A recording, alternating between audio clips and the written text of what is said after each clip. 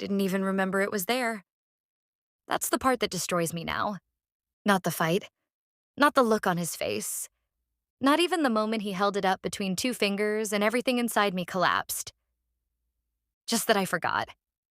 One thin plastic card, white, gold stripe, hotel logo, room 814, and I forgot it was in my purse.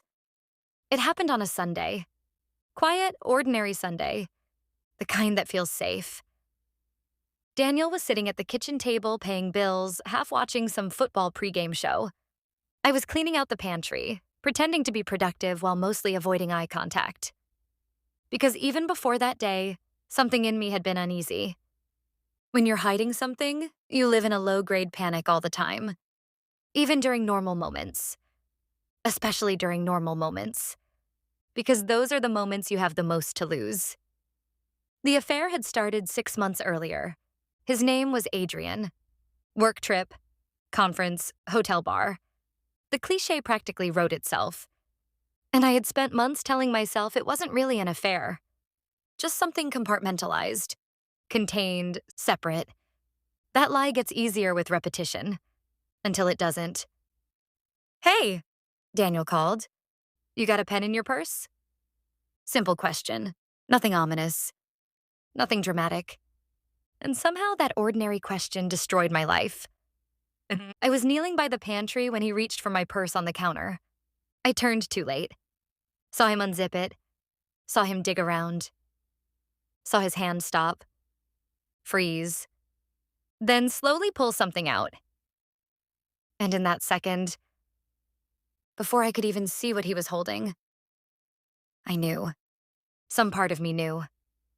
"What's this?" His voice had changed. Not louder, just flatter. Dangerously calm. I walked toward him. And there it was. The hotel card. Between his fingers. Like evidence. Like a verdict. My mouth went dry. I said nothing. Because what could I say? That I forgot? That it meant nothing? That it wasn't what it looked like when it was exactly what it looked like? Daniel turned the card over, read the hotel name aloud, then looked at me. "We haven't stayed there." Not a question. A statement. I tried to think. Lie. Explain. Invent something? Anything. But panic makes you stupid. "It's old," I said, and I knew immediately how weak it sounded. Daniel gave a short, almost humorless laugh. "Old?" He slid the card packet open. There was a printed checkout slip still tucked inside. Date from 2 weeks ago. I had forgotten that too. One mistake inside another. Russian dolls of betrayal. Silence stretched. Then he asked, "Who are you with?" Direct. Clean. No room to dodge. And what made it worse was he wasn't shouting. I almost wished he would. Anger I could react to. Calm was worse. Calm meant decision. I lied first. Of course I did. Said it was for work. Said I had used a day room between meetings. Said, "God, the things you say when drowning." Daniel listened. Didn't interrupt. Then quietly asked, "Why did you hide it?" And one question led to another. Why wasn't it on our credit card?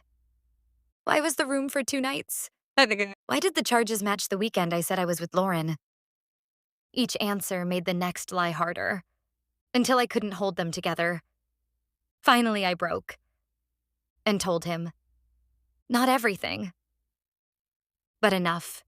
Enough to end us. He stood up, walked to the sink, stood there with both hands braced against the counter, not moving. And I remember thinking, this is the moment my marriage is ending. Not with shouting, not with drama, with silence.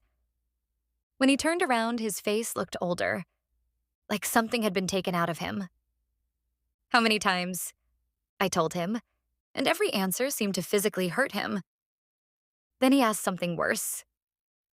Was our bed not enough? That one almost killed me, because betrayal always sounds uglier when spoken plainly. He packed a bag that night. No screaming, no smashing things, no cinematic explosion, just quiet devastation, which somehow felt crueler. 3 days later, I texted Adrian, told him it was over. He replied with one sentence: I figured this would happen eventually. And that was when I realized how little any of it had meant. I had detonated a marriage for something disposable. Daniel filed for separation 2 months later. He never tried reconciliation, never even hinted at it. When trust leaves that completely, it doesn't limp back. A year later, I saw him by accident at a coffee shop with someone new, laughing, relaxed, lighter. He looked happy in a way I hadn't seen in years, and I hated that I was the reason he seemed freer without me. I sat in my car afterward and thought about that card. That stupid piece of plastic. How something so small carried the weight of a marriage. How it sat forgotten in my purse while I moved through life pretending everything was intact. How one overlooked detail can hold an entire collapse inside it. People think betrayal ends when you're caught. It doesn't. Sometimes it keeps unfolding for years. In memory, in regret. In all the ways life divides into before and after. And for me, it all split in two. The moment he reached into my purse, looking for a pen, and found a hotel card instead.